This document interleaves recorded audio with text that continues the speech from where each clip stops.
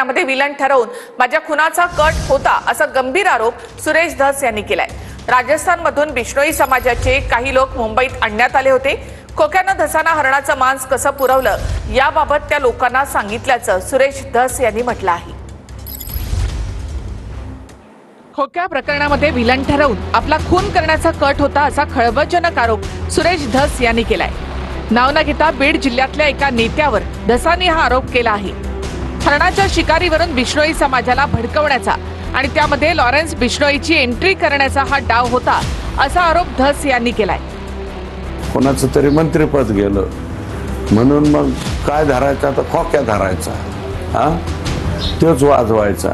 कोण खोक्या काय खोक्या, ते खोक्याच्या तिथं गेलो मी ढाकणे कुटुंबियाचा आणि त्यांचा वाद झाला होता। ते खरा वाद तो वाद हरण आणायचं आणि हरण आणून बिश्नोई समाज आणायचं, लगेच लॉरेन्स बिश्नोई बिश्नोई समाजाचे 4 लोक आणायचे।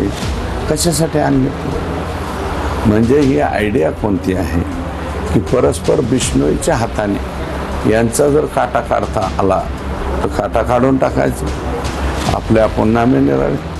खोक्या प्रकरणानंतर परळीवरून माणूस पाठवून आष्टीमध्ये मोर्चा काढण्यात आला। त्याच व्यक्तीनं हरणाच्या मांसावरून माझ्यावर आरोप केला। 200 ते 250 समर्थकांच्या या मोर्चाला पैसे पुरवण्यात आले। यातल्याच काही लोकांना मुंबईमध्ये उपोषणाला बसवण्यात आलं। त्यानंतर विमानाची तिकीटं काढून राजस्थानवरून बिश्नोई समाजाचे 4 लोक आणण्यात आले। या व्यक्तींना पैसे कुणी पुरवले, राजस्थानवरून आणलेल्या 4 जणांच्या विमानांची तिकीटं कुणी काढली याची चौकशी करण्याची मागणी धसांनी केली आहे। धस याबाबत मुख्यमंत्री देवेंद्र फडणवीसांकडे चौकशीची मागणी करणार आहेत। बिश्नोई समाजाचे लोक कोणी यांचे विमानाची तिकीटं काढले, कुणी यांना मुंबईला बसवलं, कोणाला बसवलं याची संपूर्ण चौकशी करण्यासाठी मुख्यमंत्र्यांना म्हणजे माणसाचे काटे कसे काढायचे असे नवीन उद्योग मला वाटतं बीड जिल्ह्यामध्ये चालू। मोर्चा काढायचा एक तकला 200-250 समर्थकांचा, त्यांना कोणीतरी पैसे पुरवायचे, त्यांना त्यातल्या 10-20 लोकांना उपोषणाला बसवायचं। कुणी बसवलं उपोषणाला मुंबईला? खोक्या उर्फ सतीश भोसले हा सुरेश धस यांना हरणाचा मांस पुरवत होता असा आरोप टीपी मुंडेंनी केला होता। त्याच टीपी मुंडेंनी आता सुरेश धसांवर सहानुभूती मिळवत असल्याचा आरोप केलाय।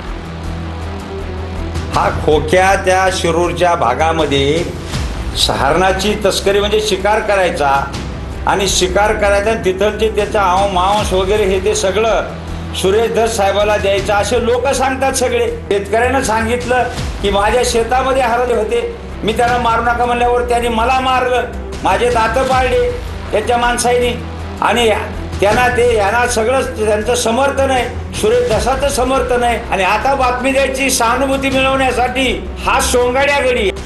अंजली दमानिया आणि तृप्ती देसाई यांनीही धस सहानुभूती मिळवत असल्याचं म्हटलंय। यावर धसांनी प्रत्युत्तर दिलं।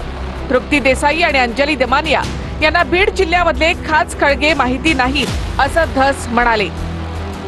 सुरेश धस यांना विलन करण्याचा कोणी प्रयत्न करत नाही, पण त्यांना बीडच्या राजकारणात जे आहे ते हिरो व्हायचंय म्हणून अशा पद्धतीचा जो आहे तो या प्रकरणाचा बाऊ करण्याचा प्रयत्न केला जातोय, सहानुभूती मिळवण्याचा प्रयत्न केला जातोय। सुरेश धस हे फार मोठ्या प्रमाणात हिंदी पिक्चर बघतात, कारण कुठून त्यांनी हे सगळं काय कुठचा विषय त्यांनी कुठे जोडला त्याला काही अर्थच नाहीये। सहानुभूती मिळवण्यासाठी केलेला हा वायफळ प्रयत्न आहे याच शब्दात मी ते म्हणेन। आणि कुठेतरी त्यांनी आता हिंदी पिक्चर बघणं थोडं कमी करावं असं देखील मी सल्ला त्यांना नक्कीच देईन। दमानियाताई आणि त्या तृप्तीताई त्यांना याच्यातलं खासा खोचा हे काय माहिती नाही। त्या दमानियाताईंना यांना सांगणं आहे की तुम्हाला ज्या गोष्टी माहीत नसतात त्याच्यात किमान तोंड तरी घालू नका।